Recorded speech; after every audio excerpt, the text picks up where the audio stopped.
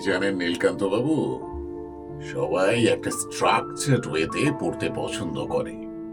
নিয়মিত পরীক্ষা হবে, সাবজেক্ট ওয়াইজ এক্সপেরিয়েন্স টিচাররা পড়াবেন।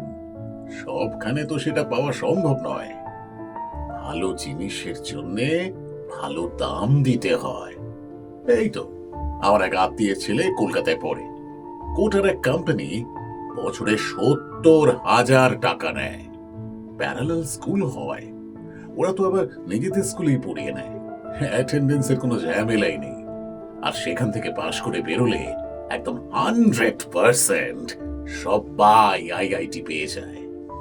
নীলকান্ত বাবু, ভালো শিক্ষার জন্যে ভালো দাম তো দিতে হবে।